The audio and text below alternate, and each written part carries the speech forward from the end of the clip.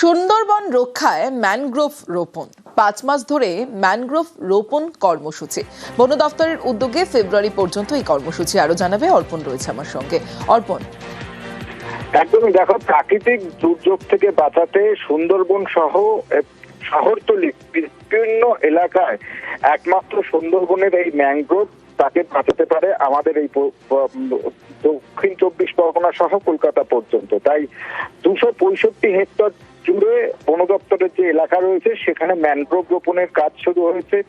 তুমি জানবে বন দপ্তরের অধীনে যে রায়দিঘি রেঞ্জ রয়েছে, রামগঙ্গা এবং তার সঙ্গে নামখানা, এই টোটাল এলাকা মিলিয়ে সেখানে 265 হেক্টর জমিতে এই ম্যানগ্রোভ রোপণের কাজ চালানো হচ্ছে। শুধু রোপণ নয়, সেখানে বন দপ্তরের কর্মীরা নিয়মিত সেখানে প্রহরা দেবেন এবং সেখানে সিম্বল লাগানো হয়েছে যে কোনো প্রকার যারা টুরিস্ট বোট তো সেই এলাকায় ঢোকা নিষিদ্ধ। এরপরেও যারা মৎস্যজীবী যারা বিভিন্ন খাড়িতে যান, সেই খাড়িতে গিয়ে জাল পাতার সময় এই ম্যানগ্রোভ যাতে না নষ্ট হয় সেই কারণেও সেখানে সিম্বল লাগানো হয়েছে এবং বন দপ্তরের তরফ থেকে সেখানে নজরদারি চালানো হবে প্রতিদিন। বেশ, কত হেক্টর এখনো পর্যন্ত প্ল্যান্টেশন হলো? এই বিষয়ে আমরা 200 হেক্টর এখানে করছি, তো প্রায় কাজটা শেষ হয়ে গেছে।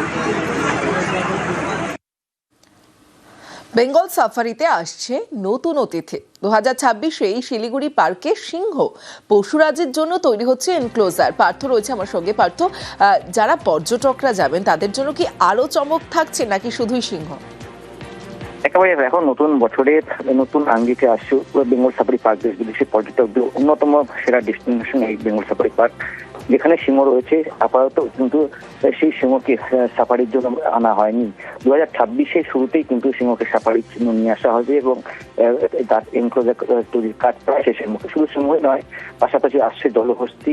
26-এ জলহস্তি আসছে পর্যটকদের জন্য, যারা এমনিতে তো রয়্যাল বেঙ্গল টাইগার থেকে শুরু করে লেপার্ড অন্যান্য জন্তু রয়েছে। সঙ্গে নতুন অতিথি হিসেবে আসছে জলহস্তি এবং জিরাফও আসার কথা 26-এর শুরুতেই। আর দীর্ঘদিন ধরে বন্ধ রয়েছে বেঙ্গল সাফারি পার্কে এলিফ্যান্ট রাইডিং এবং সেই এলিফ্যান্ট রাইডিংও কিন্তু আবার নতুন করে শুরু হবে, এমনটাই জানিয়েছেন সাফারি কর্তৃপক্ষ। সিংহ তো অলরেডি আছে, তো অলরেডি ডিসপ্লেতে আছে, লোক দেখতে পাচ্ছে। হাতি সাফারির জন্য আমরা ব্যবস্থা নিচ্ছি। হাতি একটা নয়া নিয়ে আসতে হবে, আমরা চিঠি পাঠিয়েছি। ডিমান্ড বেশি আছে, আমাদের ক্যাপাসিটি আছে। ক্যাপাসিটি অনুযায়ী আমরা সাফারি আর স্টাফ সবাই অ্যালার্ট আছে, আমরা ম্যানেজ করব।